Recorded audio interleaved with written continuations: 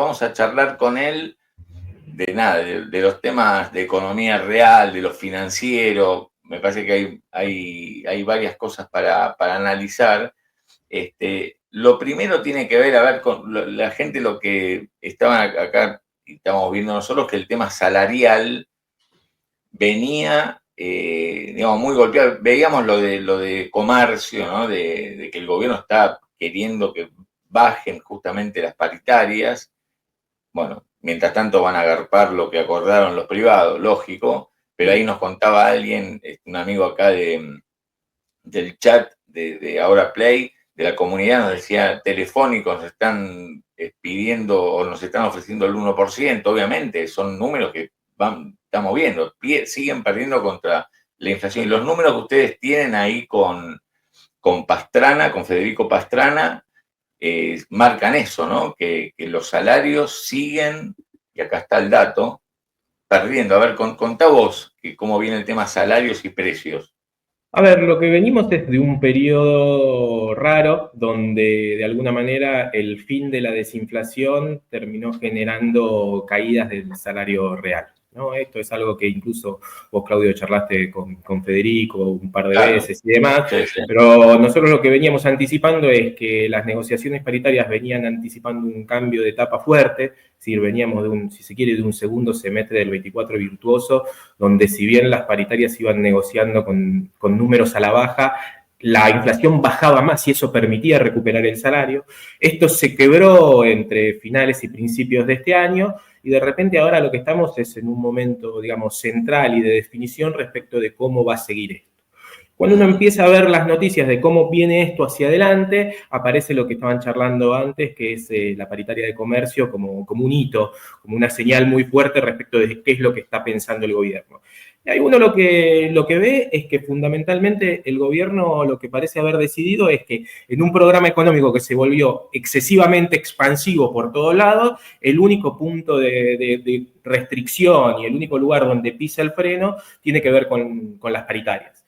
Yo creo que un poco ahí la estrategia del gobierno es tratar de volver a un sendero de desinflación muy agresivo para tratar de reeditar lo que pasaba en el segundo semestre del año pasado. Era esta idea de que, ok, las paritarias van a ir con un número bajo, pero nosotros vamos a lograr bajar tanto la inflación que igual va a haber recuperación del salario real. Bueno, eso es la verdad que en este contexto bastante difícil porque en buena medida de lo que venimos es de un periodo de pérdida del salario real y lo que tiene que bajar la inflación para que ese resultado se dé es mucho más de lo que la mayoría de las consultoras están esperando. Entonces, Acá, pero una cosita, acá lo que están marcando ustedes ahí desde la consultora es que efectivamente la línea roja es la evolución de la inflación, las barras amarillas, el promedio de paritarias, ¿no? ¿Cuántas paritarias son que tomaban ustedes como? 20, 21, sí. Entonces, fíjense cómo después de diciembre, donde prácticamente quedan empardados paritarias promedio con inflación en el 2,7, tanto enero como febrero y ni hablar marzo, y la inflación termina muy arriba de lo que son los ingresos de la gente. Y ahora el gobierno está diciendo, no, fíjense la barra amarilla de marzo, que da 1,5, 1,5, 1,6, me imagino ahí, están diciendo, no, vayan al 1. Entonces, sí, de hecho te digo más, Claudio, la postura del gobierno es incluso más agresiva porque la paritaria de comercio, si se quiere, digo, obviamente cada paritaria tiene muchas peculiaridades y especificidades, pero en términos estilizados uno la puede definir como una paritaria que lo que negoció es una cierta recomposición de lo que había perdido a través de una suma fija y después un sendero hacia adelante que digamos que no está tan lejos de lo que quería el gobierno, que era un sendero que empezaba siempre con números debajo del 2.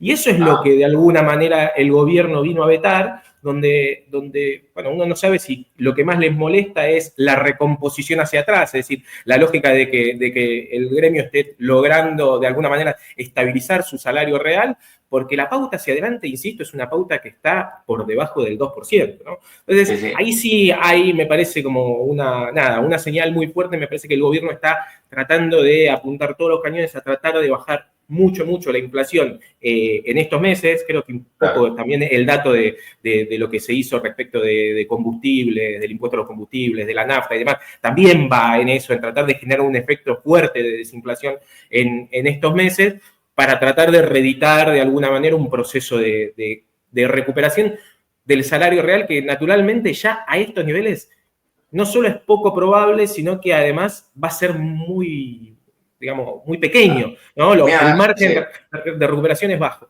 Acá Gastón dice, la inflación va a ser más baja que los pronósticos de las consultoras. Ese es el punto. Digamos, para que se dé lo que vimos, fíjense, en agosto, septiembre, octubre, noviembre y también diciembre, donde las barras amarillas le ganan a la inflación. Sí, Claudio, déjame decir ahí. Lo de Gastón, ¿se puede dar o no? Lo que plantea Gastón, lo que... A nosotros hacemos también, nosotros tenemos nuestro scrapping de precios y nuestra proyección de inflación como todos, y la verdad que venimos bastante en línea con lo que le da a todos, que para abril, la verdad que arrancamos un abril con una inflación muy alta y vemos que eso va convergiendo de alguna manera hacia abajo, e incluso en mayo, cuando uno le pone todos los efectos de combustibles y de regulados que está pisando el gobierno, uno tiene expectativas de una inflación a la baja. Ahora, bajo ningún punto de vista llegamos a números, eso, de 1,8, 1,7, que es la nominalidad que incluso está vetando el gobierno ahora, ¿sí? Entonces, pero para vos, ¿cuál es iba a decir la gracia, digamos, la estrategia? Porque todo gobierno lo que quiere es que además que se dé justamente una inflación baja, digamos, que haya más consumo, que la actividad se mueva, que la gente tenga un mango en el bolsillo, digamos, porque si se da efectivamente que la inflación no baja tanto como la proyección de paritarias que tiene en la cabeza el gobierno, y no sé. Bueno, lo que pasa es que me parece que hay una discusión de plazos, ¿no? Yo creo que el gobierno hoy está muy concentrado en contener los efectos de corto plazo de lo que fue el cambio de régimen cambiario.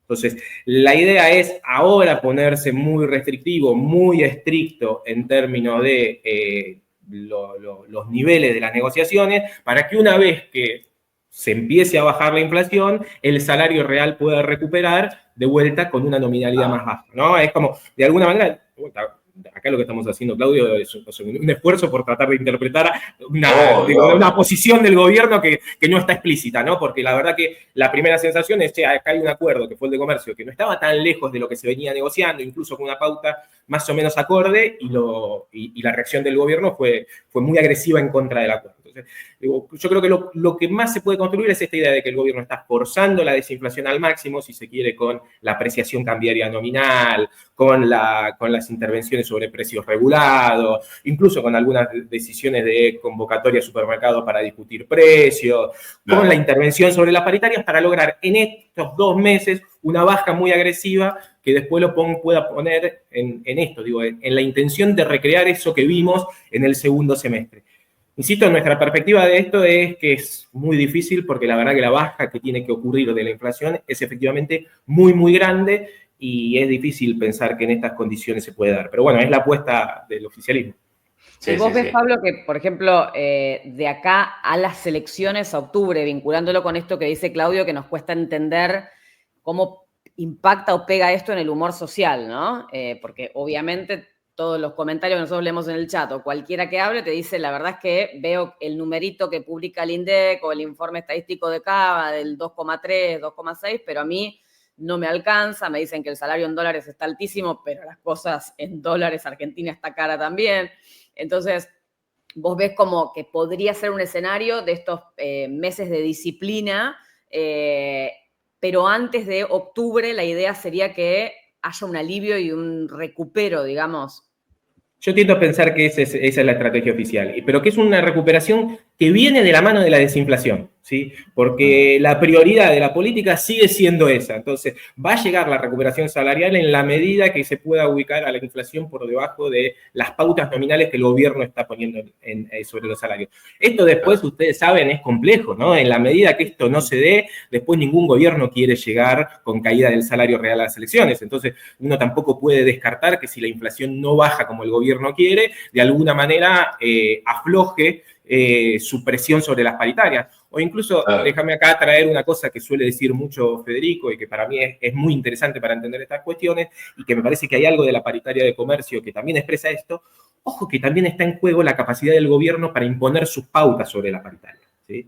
No está claro que la herramienta de no homologar una paritaria sea suficiente para controlar un proceso como el que estamos viviendo. ¿Por qué? Porque lo que está empezando a pasar es un proceso diferente al que veníamos antes. Es decir, ahora lo que tenemos es apertura de un montón de negociaciones paritarias en un contexto donde el salario de convenio viene de caer, ¿sí? Y algo de esto pasó en la paritaria de comercio, donde los privados dijeron, che, nosotros acordamos incluso con una cláusula de la paritaria que dice, che, esto se paga aunque no homolego, ¿entendés? Y los supermercados salieron a pagar, y el ministro tuvo que llamar por teléfono y decirles, no paguen. Y como decía Claudio, che, pero esto es ilegal, ¿cómo hago? ¿Cómo me resuelvo? Bueno, la posibilidad y la potencia de la política pública para presionar tanto sobre el ancla salarial, bueno, está, digamos, de alguna manera por verse. Escuchemos lo que decía ayer, ¿te parece, Pauli Milei? Sí, lo tenemos ahí el recorte, ¿no? De salario. Sí. A ver, escuchemos qué decía Milei sobre el tema este que estamos charlando. Hace 11 meses seguidos que crece el salario, o sea que el salario le gana a la inflación. Es más, en los últimos meses la forma en que los informales le ganan a la inflación es muchísimo más fuerte. Es decir, toda la recomposición del salario real, toda la recomposición de las jubilaciones, más el aumento de la actividad, con la caída de la inflación, ¿qué es lo que te hizo? Que la cantidad de pobres del 57% caiga a 35%. Es decir, sacamos a 22% de los argentinos de la pobreza. O dicho en números, los desalmados liberales hemos sacado de la pobreza a 10 millones de seres humanos. Bueno, contundente, repite datos y esto, ¿no? De que cayó la pobreza, que efectivamente el gobierno puede mostrar eso. Pero bueno, da idea de que los salarios y le vienen ganando y le van a seguir ganando. Y nosotros estamos viendo una situación un poco diferente, ¿no? Sí, déjame una cosa. Sí, dale, por favor. No, que habla de recomposición de informales, que ahora nos metemos. Eso iba a decir. Que tiene el rezago de la EPH, de la encuesta permanente de hogares, claro, que ahora lo de 5 meses. Claro, de 5 meses, de la recomposición de los formales y de los jubilados, que me queda, te juro, la duda de dónde está. Pero bueno, te dejo en esa segmentación, Pablo, que nos des tu visión, a ver qué es lo que dice. A ver, hay un punto donde generalmente los indicadores salarios son un poco viejos, o sea, en términos de su publicación, en términos de datos oficiales, y el esfuerzo que nosotros hacemos mirando paritarias tiene mucho que ver con empezar a anticipar la dinámica hacia adelante, ¿sí? Entonces, hay un punto donde uno puede admitir efectivamente que Argentina tuvo un proceso de recuperación de los salarios fuerte, muy anclado en la desinflación, como decíamos antes, pero el proceso que nosotros estamos viendo sobre los salarios formales, sobre lo que se suele llamar como la crema del mercado de trabajo, los más protegidos, los más cuidados, los que tienen paritarias y gremios, es lo que nosotros venimos viendo en términos de convenios y que charlábamos recién, ¿sí? Obviamente después, en términos de salario del bolsillo, a veces aparecen cosas que afectan estos números. Entonces, puede ser que el salario de bolsillo cambie un poco respecto del convenio porque hay más horas trabajadas, porque aparecen sumas de remuneración que van por afuera de los convenios, etcétera.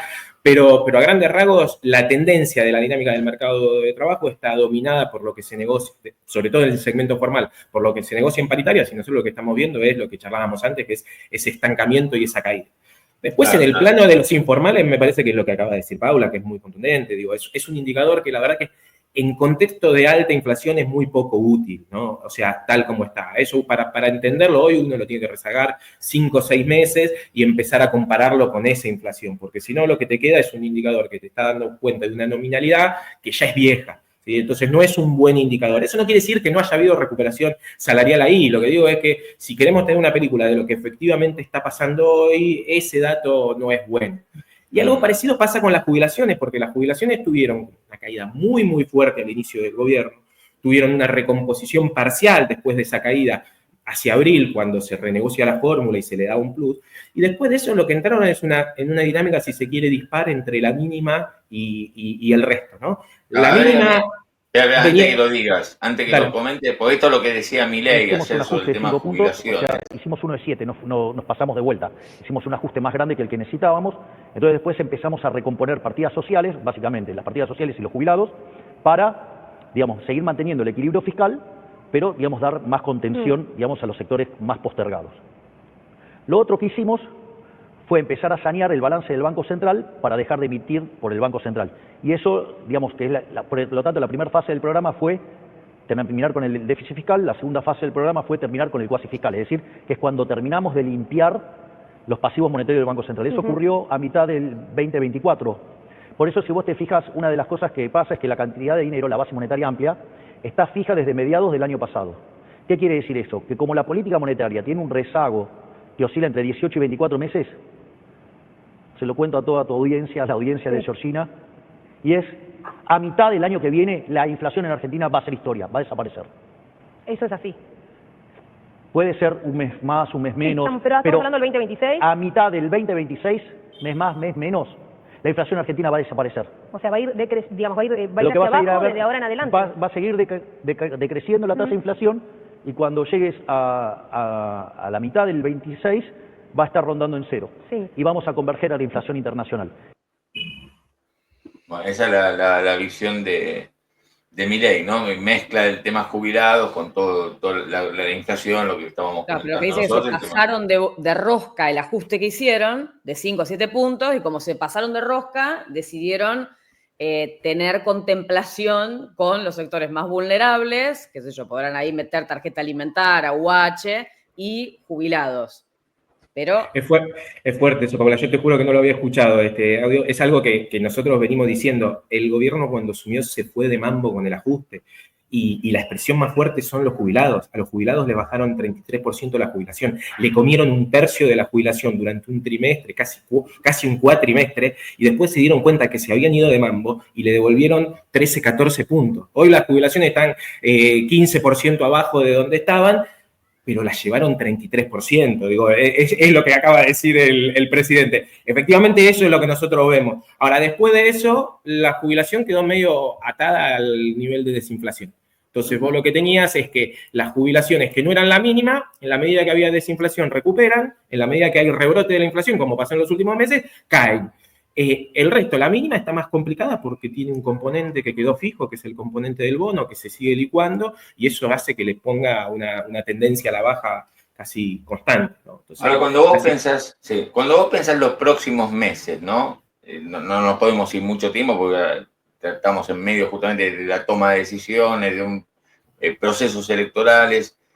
Vos en la cabeza, ¿qué idea tenés? ¿Qué economía tendremos en los próximos meses? ¿Una economía donde el consumo puede repuntar, donde vamos a ver como se estuvo viendo en los últimos meses? Bueno, la gente que puede sacar un crédito lo va a sacar y consumir por ese lado porque el bolsillo va a estar muy peleado con la inflación, o inflación, efectivamente, el gobierno ganando esa pulseada, logrando una inflación más cercana al 1% y, bueno, ordenando la economía. No, yo creo que yo lo que me imagino es como una economía con los síntomas típicos de la apreciación cambiaria. Y eso suele ser expansivo, ¿sí? Suele ser expansivo por la vía de la desinflación. Yo creo que eso es lo que estamos viendo. De hecho, un poco la lectura de lo que está pasando en términos después del acuerdo con el fondo es que el gobierno se está peleando con el acuerdo que acaba de firmar y lo que trata de hacer es de imponer un proceso de apreciación cambiaria, un proceso que, digo, parece un detalle, pero no lo es. El gobierno quiere forzar una apreciación nominal del tipo de cambio, no una apreciación real como la que veníamos. Es decir, quiere que el dólar sea más barato en términos nominales, no en términos reales, y que ese sea el proceso que empuje el crecimiento y la desinflación en Argentina en los próximos meses. Pero cuando vos decís vamos a vivir un proceso típico de dólar barato o de apreciación cambiaria, a ver, hablarles a quienes nos están escuchando, a ver qué significa, qué, digamos, está bien, bueno, a ver, qué veremos.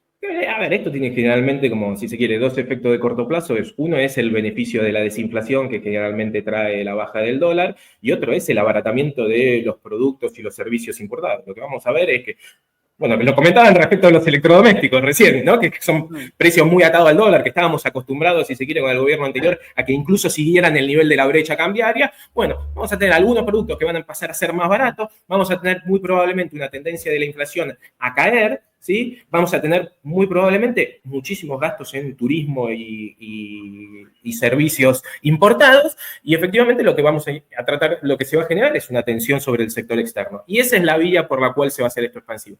Naturalmente también, ojo que los procesos de apreciación tienen, si se quiere, más en el mediano plazo, algunos efectos nocivos, ¿no? Esto lo conocemos en Argentina. Es decir, cuando la apreciación ya es tan fuerte que empieza a romper las ecuaciones de costo de las empresas, a generar destrucción de empleo y caída de producción, bueno, ese efecto se termina volviendo nocivo. Pero esos son efectos que generalmente se ven más en el mediano plazo, y en el corto plazo lo que hay es un boom de consumo importado, que no necesariamente tiene que ser muy progresivo en términos distributivos, ¿sí? No necesariamente de las apreciaciones los que más se benefician son los sectores más bajos, pero que sí, en la medida que tiene efecto desinflacionario, tiene un efecto positivo sobre el total de la población. Hasta ahora lo que venimos viendo en estos meses notamos como una economía que va a dos velocidades, ¿no? Por ahí todo lo que es consumo de bienes durables en el caso, por ejemplo, de los electrodomésticos, automóviles usados 0 kilómetros o las escrituras, digamos, todo eso que por ahí pertenece a un poder adquisitivo un poco más acomodado o que le interviene la financiación y precios importados, va relativamente bien.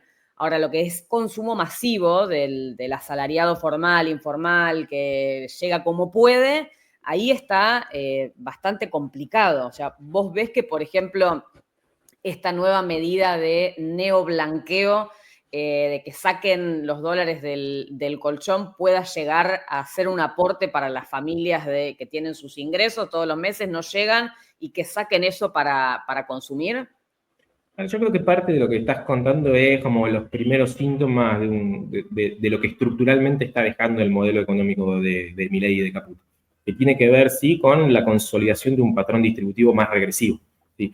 Obviamente esto no es algo que arrancó ahora, sí, pero sí lo que hay es un proceso de consolidación donde efectivamente probablemente los más castigados del segmento son los que menos tuvieron, y hay segmentos de la población que pudieron defenderse y que incluso pueden beneficiarse en estos contextos. Efectivamente, los segmentos de la población que tienen acceso a comprar dólar barato, es decir, que tienen un excedente de su trabajo, que pueden viajar al exterior, que pueden tomar un crédito y comprarse un auto, tomar un crédito y gastarlo en bienes de consumo durable, son sectores que se benefician. Hay sectores que quedan completamente fuera de esa lógica y que de alguna manera el esquema económico a esos sectores lo único que les ofrece es desinflación, y es lo único que da. Respecto del alcance que puede llegar a tener un segundo blanqueo, la verdad que yo ahí soy cauto. La verdad que lo natural para mí es ser bastante pesimista respecto de esto. Yo creo que los argentinos porque creo que los argentinos que tenían plata para blanquear ya la blanquearon en el primer blanqueo, que incluso fue mucho más potente del que esperábamos. Y creo que además, generalmente los blanqueos en Argentina se nutren de dos cosas. Se nutren un poco del stock de dólares en negro que tienen los argentinos, y se nutren también del flujo de informalidad de la economía argentina. Es decir, la economía argentina va generando flujos de informalidad que se van acumulando. Entonces, cada tanto los blanqueos aparecen como un mecanismo de descompresión de eso. La verdad que yo no creo que haya habido tanto tiempo como para que eso se haya vuelto a recargar y que de repente podamos tener un blanqueo muy exitoso. Pero efectivamente ahí, hay que esperar, porque no hay mucho número duro para anclarse y para ver qué va a pasar. No, pero no será una buena oportunidad. Bueno, ¿crees que es lo que el gobierno seguramente va a transmitir? La versión que hay es que este blanqueo, aprovecho para decirlo, el jueves hay nuestros colegas en La Nación publicaron que el jueves se haría justamente el anuncio, lo haría Adorni durante la mañana en las conferencias que hace, pero bueno, esto al margen. Digamos, seguramente el gobierno lo que va a tratar de comunicar es, y miren, aquellos que tienen la plata en negro en la caja de seguridad en el colchón, y este es un buen momento porque nadie los va a perseguir, nadie le va a preguntar el origen de los fondos, traigan los dólares, que vos me dirás, y bueno, pero son dólares baratos, y bueno, pero si vos agarrás y te dan la posibilidad de blanquearlos, digamos, sumale el beneficio fiscal, ¿no? de esa operación, tráiganlos y aprovechen justamente que hay poca inflación para consumir o hacer una inversión. ¿Vos crees que eso no va a funcionar? Me gustaría saber por qué, digamos. No, yo simplemente lo que digo es que no es una novedad. Digo, lo que sí ese es un proceso que ya tuvimos en agosto pasado y que fue tremendamente exitoso, ¿sí? Sí. Lo que a mí me cuesta entender es quién tiene todavía $100.000 guardados con deseo de blanquearlo y no lo hizo en el margen que tuvo para hacerlo entre agosto y diciembre. Porque de hecho lo que tuvimos es un primer blanqueo que fue muy exitoso, una extensión de ese blanqueo que de alguna manera uno cuando lo veía en los números de depósitos en dólares, lo que veía es como esa potencia se iba de alguna manera agotando, naturalmente, porque la verdad que el monto de dólares que blanquearon los argentinos fue muy grande, ¿sí? Sobre todo en efectivo, cuando uno lo compara incluso con el blanqueo del macrismo, con lo cual a mí me cuesta creer que se pueda lograr una potencia similar. Así como te digo esto, Claudio, te tengo que decir, che, mirá, a mí el blanqueo anterior me sorprendió, yo no esperaba un volumen y una magnitud así. Claro, Entonces, ahora espero y veo qué pasa, ¿sí? Pero a priori lo que siento es que es demasiado cerca del anterior y que no entiendo cuáles son los beneficios diferenciales que tiene este respecto del anterior, por el cual vas a convencer a alguien que no blanqueó antes a que blanquee ahora. Pero efectivamente, nada, lo vamos a ver en los próximos días. Sí.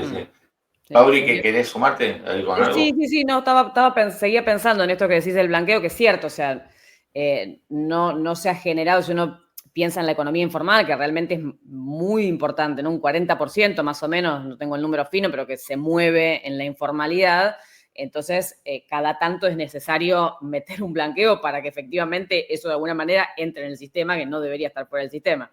Pero me pregunto si el jueves, que como dicen va a ser el anuncio, habrá también alguna forma de aceitar el proceso de usar los dólares, porque también la otra búsqueda es no solo blanquearlos, sino usarlos y que vos, cualquier compra que quieras hacer, de pronto exactamente lo mismo y los comercios estén dados a ofrecerte precios en dólares, a cobrarte, a que los puedas usar desde tu tarjeta de crédito, desde el celu, donde hay que ver si ahí el consumo les logra repuntar, porque lo que buscan es que la actividad no caiga con esto también, además de captar dólares. Creo que hay un temor de que se les estanque la actividad al no haber pesos, ¿no? Claro, o sea, es la remonetización de la que hablan. Sí, déjame engancharlo por varias aristas. A ver, yo tiendo a pensar que ese proceso, digo, que de alguna manera lo que vos contás es lo que ellos plantean como su horizonte de dolarización endógena, ¿no? Es ese horizonte donde los argentinos sacan los dólares, que es la moneda en la que ahorramos y de repente la usamos para consumir. Los argentinos estamos acostumbrados generalmente a consumir con pesos y ahorrar en dólares. ¿Por qué? Porque el peso sistemáticamente pierde valor. A mí me cuesta creer que ese proceso se dé sin una crisis fuerte. Cuando uno mira las experiencias históricas de los países que tienen bimonetarismo profundo y que fueron a transaccionalidad en dólares, uno lo que ve es que generalmente esa transaccionalidad en dólares se consigue en momentos de mucha crisis. Si vos estás en el medio de una hiperinflación, una pseudo hiperinflación, generalmente lo que decís es, ya está, no quiero más pesos, sacame, ni los cobro, ni esto, no me importa, yo empiezo a consumir con dólares porque es la única manera que tengo de ir al supermercado y conseguir algo. Que eso se dé en un proceso donde al revés, el gobierno tiene como objetivo bajar la inflación, fortalecer el peso y hacerlo cada vez más atractivo, la verdad que a mí me parece un poquito antiintuitivo. Entonces, naturalmente yo pienso que ahí lo que tiene que aparecer son incentivos muy económicos, muy fuertes para torcer la ecuación. Si no aparecen esos incentivos muy fuertes, me parece que los argentinos vamos a seguir consumiendo y gastando en pesos y ahorrando en dólares. Claro, entonces, un poco va por ahí. Y después sí lo que te planteo es, mira, desde nuestro diagnóstico, la verdad que el ajuste de las cantidades de pesos no es tal. Digo, lo que tuvimos hace poco es una decisión del Banco Central de transferirle 11,7 billones de pesos de utilidades al Tesoro para monetizar necesidades de demanda de dinero. Es decir, este es un esquema monetario que en términos de la gestión de la política monetaria es bastante pasiva. En la medida que los bancos o los ciudadanos necesitemos pesos, lo que va a haber es un proceso de cancelación de deuda pública y esos pesos que emitió el Banco Central, le pasó al Tesoro, van a volver a la calle. Entonces, yo no veo la restricción de liquidez que el gobierno anuncia. De hecho, te diría más, si el proceso de restricción de liquidez, de hacer el peso escaso, estuviera en marcha, nosotros lo que tendríamos que estar viendo es un proceso de tensión sobre la tasa de interés. Las tasas de interés tendrían que estar subiendo, los bancos tendrían que estar prestando menos pesos y entonces ahí sí la cantidad de dinero se achicaría. Yo creo que en ese sentido el gobierno tiene como una retórica monetarista que en los últimos tiempos se alejó bastante de la realidad y lo que tenemos es un esquema monetario bastante pasivo que deja crear dinero en función de la demanda de dinero que existe. Claro. Sí, y el propio gobierno dice, ¿no? Esto del punto Ancar, que Exacto. menciona que bueno, que si los bancos en vez de renovar la deuda en pesos quieren prestar al público, bueno, por la diferencia entre lo que vence de deuda y lo que no renuevan los bancos, bueno, utilizarán esos pesos que pasaron del Banco Central al Tesoro y del Tesoro irán a la economía, digamos, aceitando un poco el mecanismo. Esa es la visión que puso en marcha el gobierno. Vos trajiste este gráfico, ese uso del préstamo del FMI. ¿Qué significa? A ver, ¿en qué se usa la plata del fondo? No, nosotros lo que estamos haciendo un punto muy fuerte con esto que charlábamos antes, Claudio, que es que el gobierno está tensando mucho el acuerdo con el fondo, fundamentalmente porque le cambia el espíritu. ¿Sí? El acuerdo con el fondo para nosotros es un acuerdo que en buena medida lo que venía era a poner un paréntesis en el proceso de desinflación y a generar de alguna manera un holgura y fortaleza en la dimensión externa del programa económico, que era la que estaba más flaca. Ese esquema, de alguna manera, está tensionado y subvertido por las decisiones del gobierno. El gobierno, en lugar de casarse con ese programa que firmó, lo que dice es: yo dentro de lo que acordamos lo que voy a hacer es otra cosa. ¿Qué cosa? Lo más parecido a lo que venía haciendo. Y empieza a presionar para tratar de sostener el dólar lo más barato posible. Quizá la expresión más fuerte de eso es la decisión de no comprar dólares dentro de la banca, ¿no? Claro. Es decir, es la decisión de no acumular reservas. En la medida que el Banco Central no acumula reservas, lo que pasa es que Argentina se va a gastar los dólares que le puso el fondo en las reservas para pagar vencimientos de deuda de los próximos meses. Nosotros hicimos una cuenta que lo que decimos es, bueno, Argentina tiene vencimientos en los próximos 9 meses de alrededor de 16.000 millones de dólares. Eso hace que vos, para enero del año que viene, si no acumulaste reservas por otra vía, te consumiste la totalidad de lo que te desembolsó el Fondo Monetario. Quiere decir que al final de cuentas, la fase 3, que supuestamente venía a capitalizar el Banco Central, no capitalizó nada, porque en 9 meses te gastaste la plata que venía a capitalizar. El programa con el fondo tenía otro espíritu. Yo te pongo la capitalización, pero vos a su vez comprás tus propios dólares para pagar tu deuda. En la medida que el gobierno no hace eso, lo que entramos es una situación que nos pone muy en riesgo de repetir lo que fue el quilombo de 2018-2019, que es gastarse el préstamo del fondo para pagar deuda y para sostener un tipo de cambio relativamente bajo en el mercado oficial, y al momento de tener que salir a los mercados, que el fondo y el gobierno lo pusieron en el horizonte para principios de 2026, estar con una posición de reservas igual que la que teníamos antes del acuerdo con el fondo. Y ahí aparece como un lío bastante grande, porque tiene que ver con cuán relevante es la posición de reservas a la hora de pensar la posibilidad de que Argentina vuelva a los mercados. Si uno cree que las reservas son expresión de la capacidad de pago de la deuda externa, bueno, la verdad que si llegamos otra vez con reservas netas negativas, va a ser muy difícil salir a los mercados en enero. Entonces, ahí es donde de alguna manera la decisión del gobierno de tensionar, de subvertir, de incumplir el acuerdo con el fondo, en estos meses, priorizando la desinflación y lo electoral, lo que puede dejar es una situación muy complicada para después del proceso electoral, donde podemos estar de vuelta con una posición de reserva muy complicada, con compromisos de deuda casi iguales que los que teníamos antes, pero encima ya sin la posibilidad de recurrir al fondo porque ya nos gastamos los 20.000 millones de dólares adicionales que nos dieron. Sí, ahí la cuestión es, por lo menos lo que el gobierno dejó trascender, es que, y nosotros hoy pusimos el título, el atajo para las reservas, digamos, que es justamente como, digamos, ellos también ven que si vos te gastás, y ahí hay un acuerdo firmado con el fondo, digamos que más allá de si lo cumplís o no, es vos podés cumplirlo, pero a ver cómo lo cumplís. Entonces trascendió que podrían apelar otra vez a un repo, esto es un club de bancos que te presten dólares, como ya ocurrió hace algunos meses, que fue por 1.000 millones de dólares, en vez de 1.000, lo que trascendió es que sean de por lo menos 2.000 millones de dólares, y además esta emisión de deuda en pesos, pero que se pueda suscribir con dólares, entonces eso te acerca divisas al Banco Central, digamos, un atajo, ¿no? Para cumplir con el fondo, dicho de otra manera, un atajo para tener dólares en las reservas que si no lo hacen, y es muy probable que se vea esto, que las reservas, vos te agarraste el préstamo con el fondo para pagar deuda, pero no para seguir acumulando, para aprovechar, digamos, y seguir acumulando, por ejemplo, ahora que están liquidando los ojeros.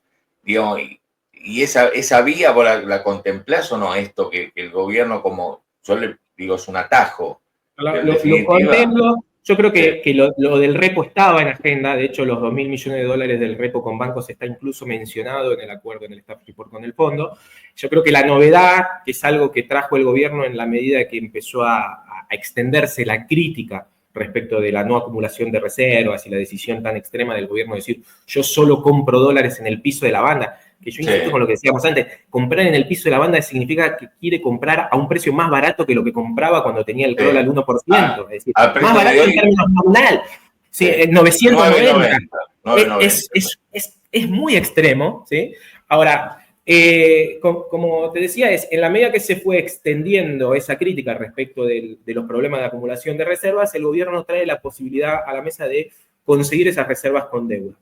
Bueno, efectivamente, ahí a mí se me abre un signo de pregunta. Y yo lo que voy a mirar para ver cuán sostenible es eso es las características de esa deuda, ¿sí? Si nosotros para pagar vencimientos de globales y bonares vamos a tomar deuda en dólares a un plazo semejante, una tasa un poco mejor y demás, al final lo que vamos a estar es resolviendo el problema y Argentina va a estar reabriendo el acceso a los mercados antes de principio de 2026 y esto se empieza a acomodar. Ahora, si lo que me van a decir es que lo que van a traer es un bono especial de carry, donde le van a dar rendimientos en dólares equivalentes de 16, 17% o 20% con cobertura de futuro y que dura 7 meses, la verdad que lo que tenemos es la sensación de lo que estamos en una fuga hacia adelante, donde los dólares que vamos a conseguir hoy para cumplir nominalmente con una meta, se nos van a ir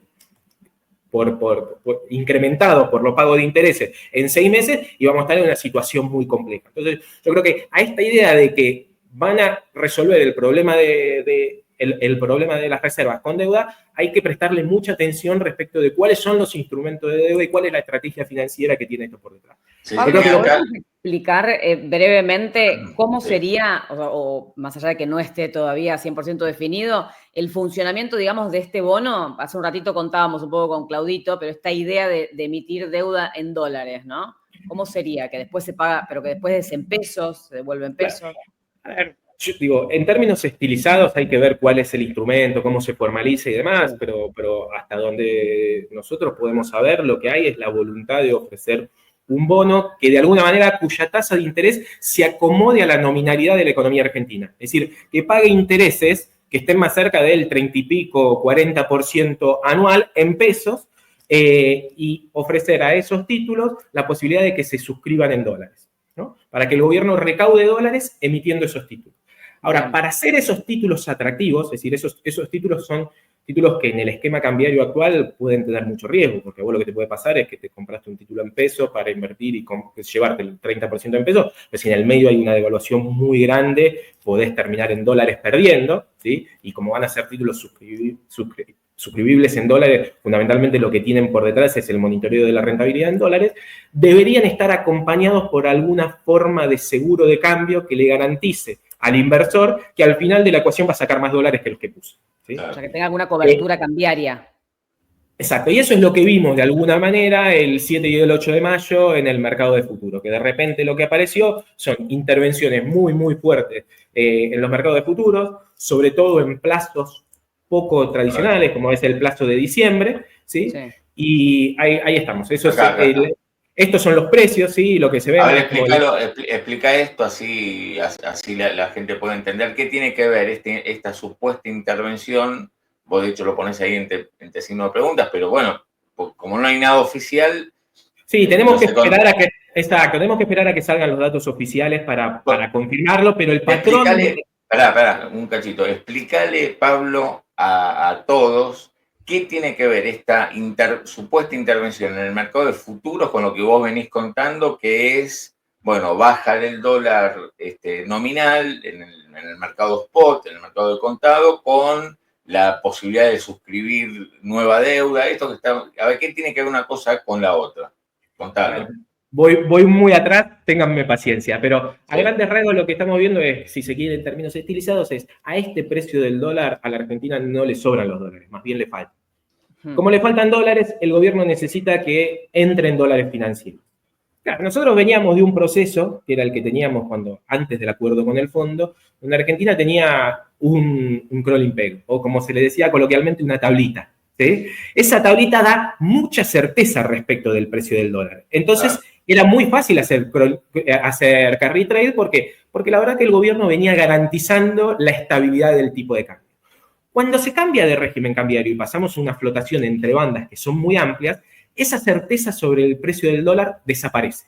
Con lo cual, para poder hacer carry trade seguro, uno lo que necesita es o bien que el dólar esté cerca del techo de la banda, que es donde tenemos garantía de que el Banco Central va a defender un precio y sabemos que ese 1.400 se va a quedar, o si no, lo que tiene que aparecer es algún instrumento financiero complementario que me garantice el rendimiento en dólares. Y ahí es donde aparecen los contratos de futuro. Los contratos de futuro son, de alguna manera, pautar hoy el precio al que yo voy a comprar y vender el dólar dentro de 1, 2, 3 o 6 meses. En ese mercado lo que vimos es que hubo de repente una intervención muy, muy fuerte que trajo volúmenes extraordinarios y que lo que buscó es bajar los precios. Es decir, garantizar un precio de recompra de los dólares muy barato para quienes inviertan al plazo de diciembre. Ese plazo, además, es eso que se ve. Las curvas son el precio de los contratos de dólar futuro y uno ve cómo se comprimen todos y en paralelo con el aumento del volumen. Que digamos que eso, la mayoría sabemos que esos son los patrones que se ven cuando se mete el Banco Central a operar ahí. Entonces, con esto, el Banco Central lo que hace es, de alguna manera, ponerle la punta que le faltaba al mecanismo de carry trade, que como no tenía certeza sobre el tipo de cambio, necesitaba una pata adicional. Esa pata adicional la ponen los contratos de futuro, ¿sí? Entonces, a partir de ahora, uno lo que puede empezar a pensar es, bueno, con la cobertura cambiaria que vende el Banco Central, un inversor externo puede venir, suscribir con dólares un título denominado en pesos que rinda una tasa de interés en pesos que al momento de desarmarlo me dio una ganancia muy grande en dólares. Sé que es medio un chino, pero bueno, hago lo que puedo, perdón. Pero una vez que le pagan, o sea, al que suscribe en dólares le pagan una tasa de interés, como decís vos, en pesos, y después le dan pesos, pero después se da vuelta y compra dólares a $1. Porque tiene el precio garantizado. De hecho, es bastante perverso el esquema, porque si el seguro de cambio lo vendió el Banco Central le va a tener que dar los pesos que le falten para comprar todos los dólares que quiere. Entonces, de alguna manera, con este mecanismo, el Banco Central se está comprometiendo a emitir pesos para que el inversor externo pueda sacar los dólares con ganancias que le financiaron este corto plazo.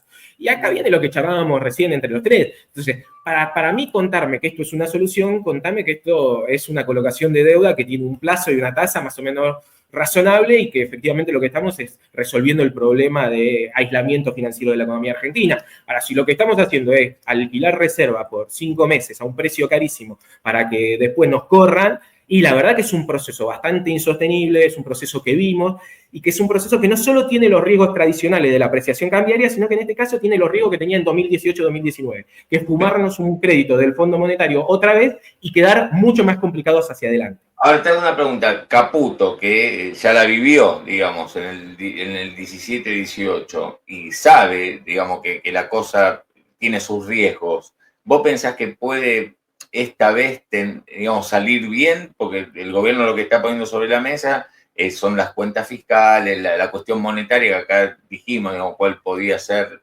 la mirada alternativa, ¿no? De que no es tan estricto el tema monetario, pero esta vez puede salir bien, como lo dice el gobierno. Claro, siempre existe la posibilidad. Yo lo que sí veo ahí, Claudio, es como un gobierno medio con una decisión que, como para volver a los mercados, es más una fuga hacia adelante y una apuesta de riesgo que una decisión, digamos, de un programa económico más o menos sostenible y claro. Entonces, al final lo que se termina armando es un esquema bastante complejo donde el gobierno empieza a correr una carrera para bajar el riesgo país antes de que se materialice un incumplimiento grande con el fondo, ¿no? Entonces, pero este es un proceso, es una fuga hacia adelante. Si el gobierno logra bajar el riesgo país y volver sólidamente a los mercados, antes de que el mercado se ponga de punta por los incumplimientos con el fondo, y la cosa va a haber salido bien. Si no, va a haber salido mal. Ahora, no es el espíritu original del programa. El espíritu original del programa era un espíritu que dice juntar reservas, solidificar tu posición externa y a partir de ahí vuelve a los mercados. Esto Andrés, es... No, perdón, Andrés Sterenberg, que siempre está acá con nosotros, dice, la idea es bajar justamente el riesgo país y el roleo posterior del capital. Por eso yo digo, ojo, porque vos decís, y bueno, está bien, el mercado va a ver que incumplen con el fondo. Y yo te digo, no, si te estamos diciendo que están viendo, a mi modo de ver, un atajo para, bueno, tomar deuda y Sí, tener reserva y no incumplir. Está bien, después ¿viste? El inversor va a tomar nota y va a decir, che, a ver, le debes al fondo, que quedó privilegiado, sí. le debes 20.000 palos más que antes, tomaste deuda por 4.000 millones de dólares con el mercado adicionales a los que vos tenías cuando yo compré el bonito. Bueno, veremos. Hoy por hoy el riesgo país está cerca de 700 y ahí estamos, digamos, ¿no? Con un gobierno que tiene, digamos, la mirada positiva del mercado en el sentido de que tenés al Tesoro de Estados Unidos diciéndote si vas a una crisis yo te banco. Tenés a Cristalina que te dice voten bien, voten a Milei. Digo, el mercado te está respaldando. Por eso yo digo, eso no se pone en juego en No, esto a que ver, yo estamos creo hablando. que estamos claramente en un momento donde todos sentimos que el gobierno puede hacer lo que quiere con el acuerdo con el fondo y no pasa nada. Yo un poco lo que digo es, ojo, que mirando la experiencia para atrás, eso no dura para siempre, ¿eh? Y que hay una cuestión que se puede complicar, y se puede complicar en especial en uno de los objetivos de política del gobierno que tiene que ver con la gestión de la deuda externa. ¿Por qué? Porque si en algún momento el fondo deja de estar conforme con que la Argentina incumpla las metas como las viene incumpliendo, lo que naturalmente va a pensar todo tenedor de deuda pública argentina es que lo que se viene es una reestructuración de la deuda, ¿sí? Cuando un programa con el fondo fracasa, generalmente lo que viene después de eso es una reestructuración de la deuda privada. Entonces, si bien uno por un rato se puede hacer un poco el sota y decir, che, no, mirá cómo vino el secretario del Tesoro, mirá cómo los banca Estados Unidos, mirá cómo se lo pasan por arriba al Fondo Monetario, ojo que si eso en algún momento cambia, ¿sí? Y generalmente además los especialistas y los funcionarios que en algún momento pasaron por el Fondo Monetario te dicen, sí, tranquilo, esto es así hasta octubre, después de octubre es otra cosa. Entonces, y ahí, bueno, y también hay que acordarse que el Fondo Monetario también en algún momento, digo, echó a un presidente del Banco Central con un comunicado desde Washington, digo, la situación esa se puede complicar. Hoy estamos, como decís vos, en un momento donde parece que no pasa nada, donde el gobierno se lo puede llevar puesto, puede hacer lo que quiere con el acuerdo y eso no tiene riesgos. Nuestro punto ahí es, ojo que eso no dura para siempre y ojo que lo que te puede pasar es que justo el momento donde esas condiciones, si se quiere, esa relación de poder con el fondo cambia, sea también en un momento donde vos tenés que volver a los mercados y donde quedaste recontra débil en tu posición de reserva. Y eso es como que te arma un combo perfecto que es bastante complejo, ¿sí? Y el mercado, ojo que el mercado es un mercado que apoya, acompaña, pero también cuando ve que las cosas van mal, anticipa, ¿sí? Entonces uno no puede descartar... Lo vimos antes del acuerdo, justamente cuando te corrían contra las reservas, porque veían que el dólar estaba barato y vos no juntabas. Acá está la sensación de esto, ¿no? Una carrera hacia octubre, tomando, digamos, dando la mano, digamos, tomándose distintas herramientas para llegar, digamos, con la inflación muy baja. Y después, bueno, se verá, qué sé yo, ¿no? Acá Healthy Growth dice, el mercado no está, que me parece, está bien la aclaración que él ve, el mercado no está respaldando, está apostando, ¿no? Que es otra manera de ver un poco lo que está pasando. Total, aprovecha las condiciones del momento. Yo creo que eso sí, que las condiciones, nada, el gobierno está construyendo mucha fragilidad, yo creo, hacia adelante en función de priorizar tan fuertemente la desinflación. Uno incluso podría preguntarse, che, ¿hace falta tanto? Digo, hace falta esto, hace falta apreciar nominalmente el tipo de cambio, que el dólar pase a valer 980. Eso es lo que necesita el gobierno para ganar las elecciones. ¿Es necesario tanto? Bueno, uno al principio, cuando arrancó el programa con el fondo, lo que parecía es que no, que al revés, que lo que se iba a construir era un poco más de solidez para el programa económico a costa de un tropezón en la desinflación de un ratito. Vemos que el gobierno, en vez de hacer eso, lo que va es a pelear al mango y tensa mucho, yo creo que incluso arriesgando su posibilidad de éxito en la decisión. Entonces, para mí ahí sí hay algo de que se está incubando un problema. Siento con esto, hoy estamos en el momento en donde todos pensamos que no pasa nada con incumplir con el fondo. El gobierno en esto en estos 30 días, al acuerdo con el fondo lo destruyó, lo incumplió por todos lados. Emisión que dijo que no iba a hacer, le hizo la transferencia de utilidades. Intervenciones en el futuro que el fondo te dice, che, no, mirá, intervenís sobre el futuro solo si hay una situación disruptiva en el mercado. ¿Qué situación disruptiva es la que vimos la semana pasada? Incumplimiento de la meta de reservas y decir que no va a comprar salvo en el piso de La Habana. Bueno, hay una serie de decisiones. Incluso 3 días después de cerrar el acuerdo salieron a decir que van a ir a buscar financiamiento de los offshore, que es desaconsejado por el propio fondo. Entonces, hay una serie de tensiones ahí que de vuelta, estamos todos en el momento donde decimos, che, acá no pasa nada. Pero ojo que esas condiciones pueden cambiar rápidamente. Sí. Pauli quiere hacer la última, ahí está. Sí. Abriendo la ventana al plano internacional, la noticia de ayer del acuerdo China-Estados Unidos con posiblemente inversores aplacando expectativas y generando un poco más de estabilidad a esta situación de tregua, por lo menos en 90 días, eso indirectamente le puede beneficiar un poquito y sacarle una sonrisa de que algunos puntos de riesgo país se correspondan con una situación un poco más estable, ¿no? Ahora. Totalmente. No, le cambia. Para mí es una gran novedad para el gobierno en términos de que le abre una ventana de posibilidad muy buena. En términos de esto, al final el programa se transformó en esto. Yo sostengo la prioridad desinflacionaria y mientras tanto corro una carrera para bajar el riesgo país lo más rápido posible antes de que se me destardale todo el acuerdo con el fondo. Bueno, para esa carrera la verdad que la noticia y el contexto internacional es muy bueno. Y por eso también lo que charlábamos antes, bueno, al final todos vamos a terminar teniendo la sensación de cuán sostenible o insostenible sea esto respecto de cuáles sean las características de los instrumentos de mercado por el cual el gobierno se pueda financiar. Entonces, la verdad que la mejora del contexto internacional también le abre una ventana de posibilidad positiva. Sí. Acá vos habías traído una placa que a ver si... no, esto ya lo vimos. Me quedaba alguna más, ¿no? Para un cachito, que estaba muy interesante. Esto ya lo vimos. Esto también. Bueno, esta es la cuestión del tesoro y el préstamo que quedó. Esto es lo que charlamos sobre la financiación monetaria del déficit. Está bien.